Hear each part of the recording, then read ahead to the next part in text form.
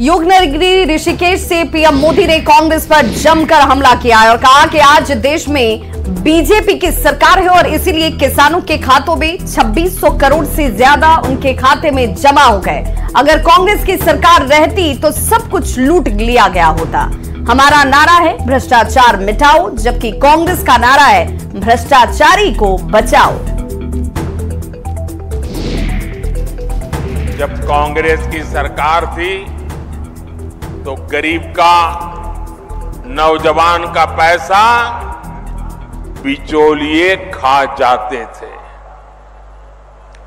भाजपा सरकार लोगों के हक का पैसा सीधे उनके बैंक खाते में ट्रांसफर कर रहा है। उत्तराखंड के किसानों को पीएम किसान सम्मान निधि का 2600 करोड़ रुपए से अधिक उनके खाते में जमा हो चुके हैं।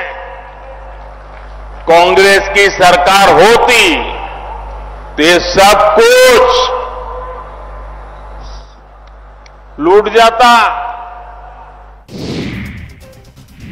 वहीं पीएम मोदी ने कहा कि कल मैं भारत के दक्षिणी छोर पर बसे तमिलनाडु में था। वहां भी लोग कह रहे थे फिर एक बार मोदी सरकार। आज हिमालय की गोद में बाबा केदार और बद्री विशाल के चरणों में हूं और यहां भी वही गूंज है कि फिर एक बार मोदी सरकार। उत्तराखंड तो देवभूमि है, यहां देवताओं का आह्वान करने की परंपरा है। आज मुझे जनता जनार्दन रूपी देवता को आह्वान करने का अवसर मिला है।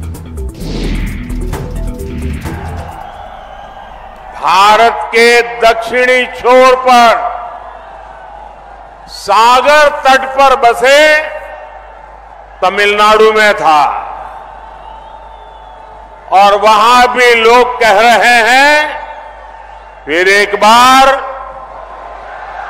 फिर एक बार, फिर एक बार।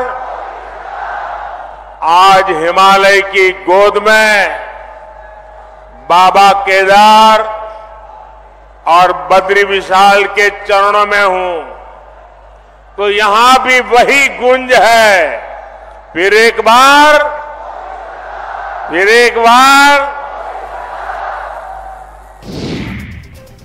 8 अप्रैल को हेलीकॉप्टर में मछली पार्टी के बाद तेजस्वी की नारंगी पार्टी का वीडियो सामने आया, जिसमें वीआईपी के अध्यक्ष मुकेश सहनी के साथ हेलीकॉप्टर में नारंगी पार्टी करने की तस्वीर सामने आई। नेता प्रतिपक्ष तेजस्वी यादव ने खुद ये वीडियो सोशल मीडिया प्लेटफॉर्म पर साझा किया है। तेजस्वी ने वीडियो पोस्ट करते हुए लिखा कि हेलो फ्रेंड्स, आज हेलीकॉप्टर में नारंगी पार्टी हुई है। ऑरेंज के रंग से तो वो नहीं चढ़ेंगे ना।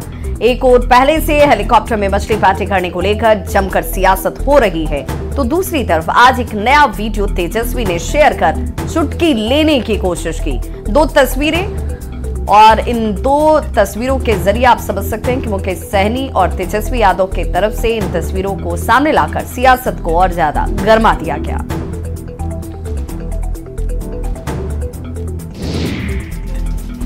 तेजस्वी यादव के मछली खाने के बाद ऑरेंज खाते वीडियो सामने आने के बाद बीजेपी ने तंज कसा है। बीजेपी के राष्ट्रीय प्रवक्ता शाहनवाज हुसैन ने कहा कि तेजस्वी यादव चर्चा में बने रहना चाहते हैं, इसलिए कभी मछली खाकर कभी ऑरेंज खाकर चर्चा में बने रहना चाहते हैं। आरजेडी कहीं लड़ाई में नहीं है, युवाओं को सिर्फ मोदी पर भरोसा है। चर्चा में बने रहना चाहते हैं तो कभी मछली खा के कभी ऑरेंज खा के, और आजकल उनके लिए बड़ा स्टेटस हो गया है कि मुकेश सहनी के साथ हेलीकॉप्टर में घूम रहे हैं, क्योंकि कहीं पर भी राजद लड़ाई में नहीं। इसलिए अब चर्चा में बने रहने के लिए कभी उनकी टीम कुछ ट्वीट लिख देती है और उस पर वो जवाब मांगने लगते हैं। कुछ होने वाला नहीं है, जीतेंगे मोदी ही। 40 की 40 सीट बिहार में एनडीए जीतेगा और देश के अंदर पूरे देश के युवाओं को भरोसा किसी पे है तो वो भरोसा मोदी जी पे है। तो पाटलिपुत्र सीट से आरजेडी के प्रत्याशी और पूर्व सीएम लालू प्रसाद की बेटी मीसा भारती ने पीएम मोदी को लेकर एक बड़ा बयान दिया है। मनेर में मीसा भारती ने कहा कि हम लोगों पर लोग परिवारवाद और भ्रष्टाचार का आरोप लगाते हैं। अगर जनता ने देश में इंडिया अलायंस की सरकार बनाने का मौका दिया तो प्रधानमंत्री से लेकर बीजेपी के नेता जेल के अंदर होंगे। इस पर बीजेपी नेता और बिहार के उप मुख्यमंत्री विजय सिन्हा ने पलटवार करते हुए कहा कि जो लोग डरे सहमे हैं उनकी आवाज निकल रही है। चपरासी क्वार्टर में रहने वाले लोग आज महलों में रहते हैं। एक एक चीज का हिसाब देना होगा। कौन जेल में होगा ये चुनाव के बाद पता चलेगा। की आय दुगनी करने की हम बात कर रहे हैं, हमें MSP लागू करने की बात कर रहे हैं, तो तुष्टिकरण नजर आ रहा है। आज बेटे के लिए वोट मांगने गए थे, नहीं परिवारवाद पे बोले, वो बंद हो गया प्रधानमंत्री का। इलेक्ट्रल बॉन्ड पे कौन जवाब देगा? जब आते हैं वो हमारे परिवार पे आरोप लगाते हैं भ्रष्टाचार का। जानते हैं कितना बड़ा भ्रष्टाचार है? अगर देश की जनता ने कहीं हमें मौका दे दिया इंडिया गठबंधन को, प्रधानमंत्री से लेकर के जितने भी भाजपा नेता है जेल के अंदर बंद। बस इतना ही आश्वासन। डरे सहमे लोगों की आवाज ये निकल रही है। यही लोग ना है जो चपरासी क्वार्टर में रहते थे, आज महलों का राजा कैसे बन गए। ये मॉल से लेके फार्म हाउस तक कैसे पहुंच गए, हिसाब देना पड़ेगा। और कौन जेल में है, कौन बेल में है और किसकी भविष्य क्या होगी, ये बस चुनाव के बाद पता चलेगा। बांका में इंडिया गठबंधन उम्मीदवार गिरिधारी यादव और इंडिया गठबंधन उम्मीदवार जयप्रकाश नारायण यादव के बीच लड़ाई है। दोनों उम्मीदवार शहर और ग्रामीण क्षेत्रों के मतदाताओं को लुभाने के लिए मेहनत कर रहे हैं। गिरिधारी यादव पिछले कार्यकाल में किए गए कार्यों की याद दिलाने के साथ इस बार जीतने पर बाकी समस्याओं का समाधान करने का आश्वासन दे रहे हैं। गोपालगंज में आज एनडीए समर्थित हम पार्टी के साथ जेटू सांसद और एनटी प्रत्याशी डॉक्टर आलोक सुमन ने बैठक की। बैठक के दौरान हम के नेताओं ने कार्यकर्ताओं को चुनाव में एकजुट होकर एनडीए के एजेंडे को जनता के बीच पहुंचाने का संकल्प दिलाया। जेटू के जिलाध्यक्ष आदित्य शंकर शाही ने कहा कि एनडीए एकजुट होकर चुनाव लड़ रही है और जल्द ही एनडीए के शीर्ष नेताओं की गोपालगंज में बड़ी बैठक बुलाई जाएगी। जो लोकसभा चुनाव होनी है उसमें एनडीए के सभी घटक दलों की बैठक हो रही है और चुनावी तैयारी में हम लोग लगे हुए हैं। और हम पार्टी की आज बैठक है और हम पार्टी पूरी मजबूती के साथ जो है सांसद जी को पुनः सांसद बनाने का काम करेगी। और हम गोपालगंज में सांसद जी को ऐतिहासिक मत से जिताने के लिए जो भी हम लोगों से मदद होगा हम लोग करेंगे। कर रहे हैं, हमने सभी पार्टियों से बैठक कर ली है। आज हम के साथियों के साथ बैठक हो रही है। बहुत अच्छा रिस्पांस मिल रहा है और काफ़ी उत्साहित भी हैं। बेगूसराय से अपने लोकसभा क्षेत्र साहू जाने के दौरान केंद्रीय मंत्री गिरिराज सिंह का लखीसराय के विद्यापीठ चौक के पास बीजेपी कार्यकर्ताओं ने स्वागत किया। इस दौरान बीजेपी कार्यकर्ताओं ने नरेंद्र मोदी और गिरिराज सिंह जिंदाबाद के नारे लगाए। गिरिराज सिंह ने लोगों का हाल जाना। सीतामढ़ी से जेडीयू के प्रत्याशी देवेश चंद्र ठाकुर ने गुरुवार को डुमरा प्रखंड के विभिन्न गांवों में रोड शो किया। देवेश चंद्र ठाकुर ने न्यूज 18 से बातचीत के दौरान गठबंधन के उम्मीदवार पर जोरदार हमला किया। देवेश चंद्र ठाकुर ने इस दौरान बाहरी और स्थानीय उम्मीदवार का मुद्दा भी उठाया। बारे में कि आदरणीय जो सामने आए हैं उम्मीदवार आरजेडी के, वो इस जिले के रहने वाले मूल निवासी नहीं है। वो हैं बगल के मुजफ्फरपुर के। पहली बार वो विधानसभा से वहीं से लड़े थे और उसके बाद जब लोकसभा लड़ने आए तो आदरणीय शरद यादव जी की कृपा उन पर हुई।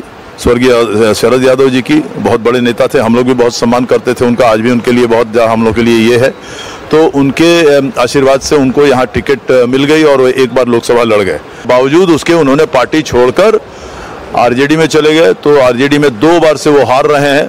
आम जनता का ये कहना है कि इस बार उनको हैट्रिक बनाने का मौका मिल रहा है। ईद के मौके पर फुलवारी शरीफ के खानकाह और इमारत शरिया में उनके प्रमुख से सीएम नीतीश कुमार ने मुलाकात की। प्रमुख से मुलाकात कर सीएम नीतीश ने ईद की बधाई दी। इस दौरान सीएम नीतीश ने खानकाह मुजीबिया पहुंचकर गदनशी के से मुलाकात की, उन्हें ईद की बधाई दी। इमारत शरिया में पहुंचे सीएम नीतीश कुमार को नाजिम मौलाना शिबली काशिमी ने रुमाली और टोपी पहनाकर उनका स्वागत किया। साथ ही सीएम को सेवई और खजूर खिलाया। तो देश भर में ईद उल फितर का त्यौहार धूमधाम से मनाया गया और इस अवसर पर इस्लाम धर्म के अनुयायियों ने ईदगाह में नमाज अदा कर अल्लाह ताला से अमन चैन की दुआ मांगी। वहीं भागलपुर में नमाज अदा करने के बाद सभी ने एक दूसरे को गले मिलकर ईद की शुभकामनाएं दी। वहीं ईद के इस त्यौहार में लोगों से मिलने और शुभकामनाओं को देने कांग्रेस नेता अजित शर्मा भी पहुंचे। उन्होंने हिंदू मुस्लिम एकता की बात करते हुए लोगों को ईद की शुभकामनाएं दी। हर ईदगाह मैदान और मस्जिदों के पास से पुलिस प्रशासन की तरफ से सुरक्षा के पुख्ता इंतजाम किए गए थे। सबको भाई बहनों को ईद की मुबारकबाद हो। और ईद पर्व ऐसा है, खुशहाली का पर्व है, पूरे हिंदू मुसलमान सब लोग मिलते हैं। देश के लिए गर्व की बात है, इस ईद के मौके पे सभी देशवासी एक होकर एक मैसेज देते हैं कि हम लोग हिंदू हो मुसलमान हो, सब हम लोग एक हैं और देश को आगे बढ़ाने का काम करेंगे। और लोकसभा चुनाव से जुड़ी बड़ी खबर, कल से तीसरे चरण का गजट नोटिफिकेशन जारी होगा। 19 अप्रैल को नॉमिनेशन की प्रक्रिया होगी और 22 अप्रैल को नाम वापसी की प्रक्रिया होगी। 7 मई को तीसरे चरण के लिए वोटिंग होनी है और 4 जून को काउंटिंग होगी। वहीं गोपालगंज के बुचिया गांव में चाकू से गला रेतकर युवक की हत्या कर दी गई। हत्या के बाद इलाके में सनसनी मच गई। पुलिस प्रेम प्रसंग में हत्या की आशंका जाहिर कर रही है। फिलहाल पुलिस इस मामले की जांच में जुट गई है। काट दिया गया है और काट कर उनका सामान ले लिया गया, हत्या करके वही जो छोड़ दिया गया है। सवेरे पुलिस का खबर मिला तो खूब पुलिस गई। हम लोग को वही इसी पर भरोसा है, पुलिस के पर जो हमारा इनको सही से जांच पड़ताल करेंगे और घातों को जो दुश्मन को पकड़ेंगे। सुबह आज फोन आया मेरे को, 5:30 बजे सोया था, जो ऐसा ऐसा बात हुआ। मैं तुरंत गया वहाँ पे तो देखा घटनास्थल पे इनका मृत्यु हो चुका था। उसके बाद फिर प्रशासन उशासन सब था वहाँ। कैसे हत्या की गई इनकी? अभी जानकारी नहीं मिला है, पुलिस जांच में लगी है। बांका के आनंदपुर थाना क्षेत्र में अवैध प्रेम प्रसंग में हुई प्रेमी की हत्या का पुलिस ने खुलासा कर दिया। पुलिस ने मामले का खुलासा करते हुए प्रेमिका के पिता और उसके 2 भाइयों को गिरफ्तार किया। मृतक के परिजनों ने भूमि विवाद में हत्या का आरोप लगाते हुए 7 लोगों को नामजद आरोपी बनाया था। पुलिस से मिली जानकारी के मुताबिक प्रेमिका ने युवक को मिलने के लिए रात में बुलाया, जहां पहले से घात लगाए प्रेमिका के पिता और 2 भाई बैठे हुए थे, जहां उन्होंने मौका मिलते ही कुल्हाड़ी से युवक की हत्या कर दी। वहीं सिवान से बड़ी खबर आ रही है। कार के डिवाइडर से टकराने से हादसा हुआ है। करीब 6 लोग घायल बताए जा रहे हैं, 3 गंभीर बताए जा रहे हैं। गाड़ी के परखच्चे उड़ गए। घायलों को सदर अस्पताल में भर्ती कराया गया है। सराय ओपी थाना क्षेत्र की यह घटना। सिवान में करोड़ों रुपए की लागत से बने लकड़ी नवीगंज सामुदायिक स्वास्थ्य केंद्र में स्वास्थ्य सेवा बेहाल है। अस्पताल में डॉक्टरों की कमी है, मरीजों को परेशानी हो रही है। जानकारी के मुताबिक पहले 12 डॉक्टरों की मौजूदगी में मरीजों का इलाज होता था, लेकिन अब एक प्रभारी और एक एएनएम और कुछ डॉक्टर्स के भरोसे यह अस्पताल चल रहा है। ड्यूटी पर तैनात एएनएम ने कहा कि लंबे समय से विभाग से डॉक्टर की मांग की गई, लेकिन मांग अधूरी है। हम लोगों से जितना इलाज हो पाता है करने की कोशिश करते हैं। मरीज और परिजन के कहना है कि हम लोग अस्पताल तो आए हैं, मगर अस्पताल में कोई डॉक्टर नहीं है। अच्छा से अच्छा इलाज हो। यहाँ तो मान लीजिए वो प्रभारी सर क्या कर सकते हैं। हम लोग तो चाहते हैं कि अच्छा से अच्छा इलाज हो। इसी समस्या को लेकर के सिवान जो है रेफर कर दिया जाता है निजी अस्पतालों में, रेफर कर दिया जाता है। हम लोग क्या कर सकते हैं, डॉक्टर नहीं है। यहाँ कोई डॉक्टर नहीं है। फिर जांच कराने डॉक्टर के अभाव नहीं लोग, डॉक्टर सिवान लेके भाग जाता।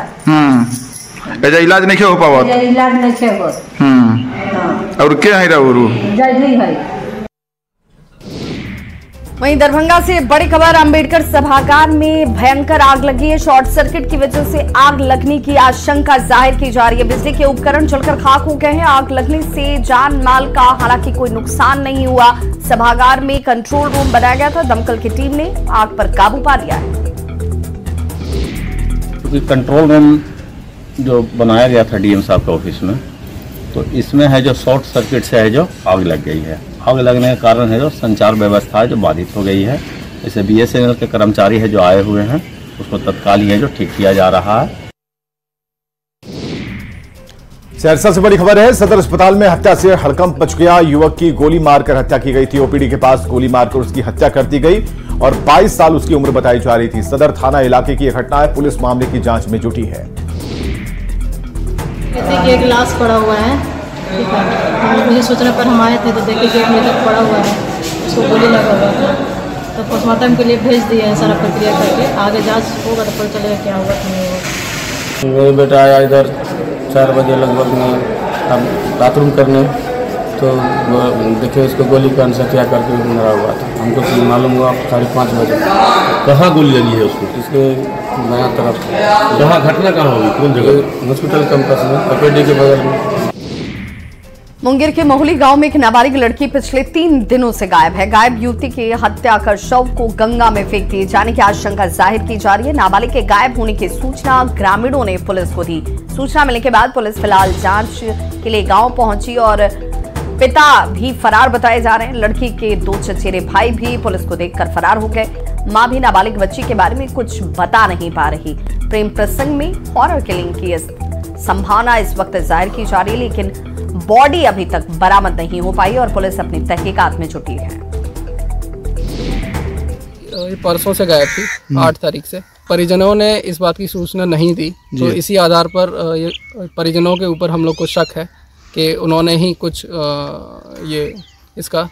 लड़की को गायब किया है। अभी हम लोग का अनुसंधान इस बारे में जारी है कि हत्या हुआ है या ये गायब है, तो अभी हम लोग ढूंढ रहे हैं। तो हम लोग हर संभव ये पॉसिबिलिटी पर काम कर रहे हैं और SDRF की टीम और ये FSL की टीम और ये डॉग स्क्वाड की टीम के द्वारा हम लोग इसका उद्भेदन करने।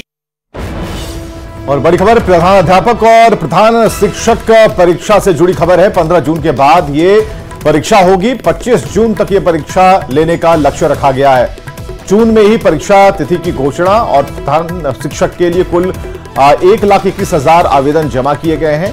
प्रधानाध्यापक के लिए लगभग 22,000 आवेदन जमा किए गए हैं। प्रधान शिक्षक के लिए कुल 40,247 पदों पर यह बहाली निकली है और प्रधानाध्यापक के लिए 6,061 पदों पर बहाली होगी। जुलाई में इसका रिजल्ट जारी होगा। वहीं सासाराम से बड़ी खबर, तीर्थयात्रियों से भरे ट्रैक्टर और डंपर के बीच टक्कर हो गई। 2 तीर्थयात्रियों की मौत हो गई है, जबकि 23 लोग घायल बताए जा रहे हैं। फिलहाल सभी घायलों को सदर अस्पताल में इलाज के लिए भर्ती कराया गया। महुआ धाम जाने के दौरान हादसा होता है।